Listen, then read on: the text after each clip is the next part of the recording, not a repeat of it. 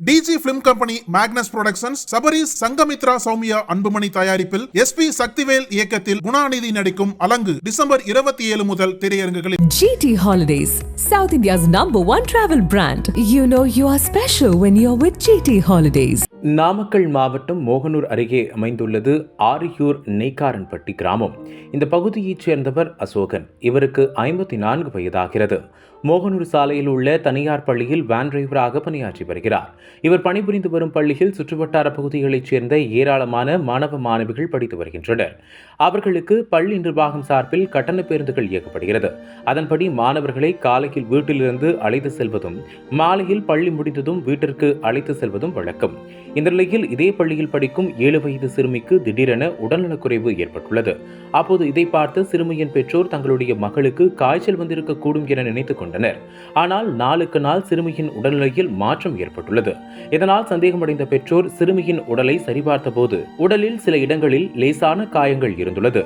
ஒரு கட்டத்தில் பெற்றோருக்கு ஏற்பட்ட சந்தேகம் மேலும் அதிகரித்தது.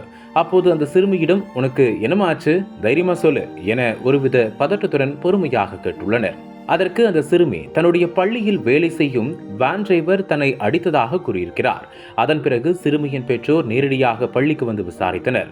மேலும் இதில் சம்பந்தப்பட்ட வேன் டிரைவரை அழைத்து விசாரித்த போது பல்வேறு அதிர்ச்சியளிக்கும் தகவல்கள் வெளியானது. அந்த பள்ளியில் வேன் டிரைவராக இருக்கும் அசோகன் சம்பந்தப்பட்ட சிறுமிக்கு பாலியல் தொல்லை கொடுத்தது தெரிய வந்துள்ளது. இதை கேட்டு அதிர்ச்சியடைந்த பெற்றோர் என்ன செய்வது என தெரியாமல் திகைத்து போயுள்ளனர். அது மட்டுமின்றி இதற்கெல்லாம் காரணமான அசோகனை பிடித்து சரமாரியாக தாக்கியுள்ளனர். ஒரு கட்டத்தில் இந்த விவகாரம் வெளியே தெரிந்து சிறுமியின் உறவினர்களும் ஊர் மக்களும் சேர்ந்து அசோகனை பிடித்து தர்ம அடி கொடுத்தனர். தொடர்ந்து இச்சம்பவம் குறித்து நாமக்கல் அனைத்து மகளிர் காவல் நிலையத்தில் புகார் அளித்தனர். அதன் பேரில் விசாரணையை துவக்கிய இன்ஸ்பெக்டர் வேதப்பிரவி அசோகனை கைது செய்து விசாரணை நடத்தினார்.